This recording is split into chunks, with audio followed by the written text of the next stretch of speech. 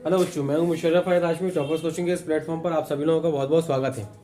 आज हम बात कर रहे हैं, वैसे तो हमने आप लोगों को पहला चैप्टर पढ़ाया है रियल नंबर के बारे में, और रियल नंबर के बारे में आज हम 1.3 एक्सरसाइज का ये एक सवाल सॉल्व करेंगे कि √2 एक अपरिमेय संख्या है, मतलब √2 एक रेशनल नंबर है, ये हमें प्रूव करना है। तो आज हम बड़े आसानी से और स्टेप बाय स्टेप ये समझेंगे कि चाहे हमारे पास में √2 हो, √3 हो, √5 हो, √7 हो, √6 हो, √8 हो या 10 हो, 12 हो, हम कैसे प्रूव करते हैं कि कोई भी संख्या, कोई भी इंटीजर जो है वो अपरिमेय संख्या होगा। एक √2 है, एक √3 है, एक √5 है।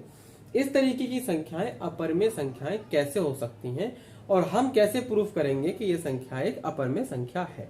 तो मैं बात कर रहा हूं क्लास 10th वाले स्टूडेंट्स की, जो एनसीईआरटी पैटर्न पर एक्सरसाइज पॉइंट 1.3 पर जो स्टेटस है उसके अकॉर्डिंग हम लोग क्वेश्चंस को सॉल्व कर रहे हैं। अगर आप लोग चैनल पर पहली बार हैं तो एटलीस्ट चैनल को सब्सक्राइब कर लीजिए, क्योंकि 1 by 1 एक एक क्वेश्चंस आप लोगों को एनसीईआरटी का करवाया जाता है। तो जिन्होंने इसका पिछले का नहीं देखा वो लोग प्ले लिस्ट में जाकर के देख सकते हैं। अदरवाइज हम लोग √2 एक अपरिमेय संख्या है, इसको समझते हैं 1 by 1 कि कैसे होगा। चलिए, अगर मान लीजिए हमको ये लग रहा है कि √2 एक अपरिमेय संख्या नहीं है, तो हम मान लेते हैं कि √2 एक परिमेय संख्या है, ये हमारी केवल परिकल्पना मात्र रहेगी। ऐसा हम एज्यूम कर रहे हैं कि √2 एक परिमेय संख्या है, मान लेते हैं इसे। हम मान लेते हैं यहां पर let √2 is a rational number. ऐसा हमने माना कि √2 एक रेशनल नंबर है, और अगर कोई भी रेशनल नंबर होता है तो उसे P/Q के फॉर्म में रिप्रेजेंट भी किया जा सकता है। इट मीन्स ये हुआ कि √2 इज इक्वल टू A/B, ये हमने माना है। A/B के फॉर्म में रखा जा सकता है अगर कोई रेशनल नंबर है, अदरवाइज वो रेशनल होगा। रेशनल नंबर को P/Q या A/B के फॉर्म में नहीं रखा जा सकता।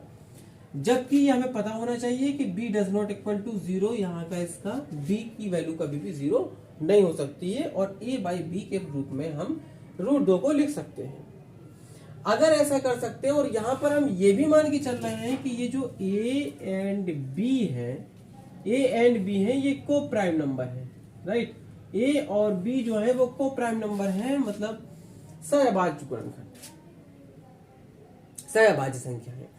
को प्राइम नंबर्स है, वो को प्राइम नंबर्स का मतलब ये होता है कि 1 के अलावा इसका कोई भी कॉमन फैक्टर नहीं है, कोई भी कॉमन फैक्टर नहीं है। सपोज दैट जैसे हम कहें 3/5, तो इसमें कोई कॉमन फैक्टर है, ऐसा कोई संख्या जिससे 3 और 5 भी डिवाइड हो रहा हो 1 को छोड़ के। 1 को छोड़ के कोई एक ऐसा नंबर है आपके पास में जिससे 3 को और 5 को आप डिवाइड कर सकते हो? नहीं है ना, इसे हम को प्राइम नंबर कहेंगे 3, 5 को, ठीक है। तो ये हो गया आपका को प्राइम नंबर है। अब हमें ये पता चलिए कि कोई भी कॉमन फैक्टर नहीं है जो हमने एज्यूम किया है उसके अकॉर्डिंग, ठीक। सो अगर हम बोथ साइड स्क्वायरिंग कर दें, बोथ साइड क्या कर दें, हम स्क्वायरिंग कर दें, तो हमें मिलेगा 2 इज इक्वल टू A²/B², या 2B² is equal to A², multiply करा दिया हमने। अब हमें ये पता चला कि अगर हम B² की वैल्यू निकालना चाहेंगे तो A²/2 आएगा, मतलब A² जो है वो 2 से डिविजिबल है। यानी इसका मतलब ये हुआ कि A² डिविजिबल बाई 2, और अगर A² 2 से डिविजिबल है, 2 से डिवाइडेड है, तो इसका मतलब ये हुआ कि A आल्सो डिविजिबल बाई 2। मतलब अगर A² 2 से डिविजिबल है तो कंफर्म है कि A भी 2 से डिविजिबल होगा। जब A 2 से डिविजिबल होगा तो A इज इक्वल टू, अगर हम 2C लिख लें तो कोई बुरी बात नहीं है, इसलिए क्योंकि A 2 से डिवाइड है, डिविजिबल है। तो डिविजिबल है का मतलब ये है कि A की वैल्यू जो भी होगी वो 2 से मल्टीपल तो होगी, तभी जाकर के C की वैल्यू 2 से डिवाइड करने पर A की वैल्यू को 2 से डिवाइड करेंगे तो C की वैल्यू हमारे पास में निकल करके आ जाएगी। तो इसका मतलब ये है कि A जिससे डिविजिबल है उसका मल्टीपल कोई ना कोई वैल्यू होगी, तो हमने लिख लिया 2C होगा।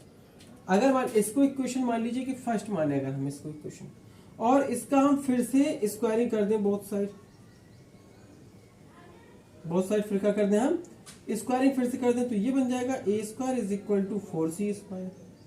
और अगर हम इसको एक्सरसाइज सॉरी एक फर्स्ट इक्वेशन में रख दें तो ये क्या बनेगी वैल्यू बेटा, 2b square is equal to a square, और ए स्क्वायर की वैल्यू क्या बनेगी 4c स्क्वायर। 2 से 2 कैंसिल हो जाएंगे तो ये बचेगा b square is equal to 2c square. अब देखो डिविजिबल कौन है, बी स्क्वायर डिविजिबल है 2 से, तो यहां हम क्या लिखेंगे b square divisible by 2, so that b also divisible by 2।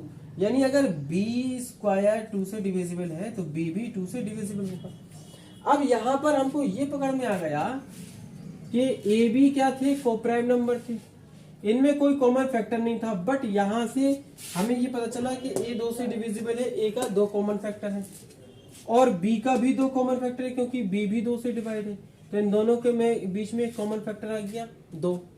इसका मतलब ये या तो ये गलत है या हमारी परिकल्पना गलत है, तो जो हमने माना था वही चीज गलत होगी, ये गलत होगा, सीधी सी बात ये।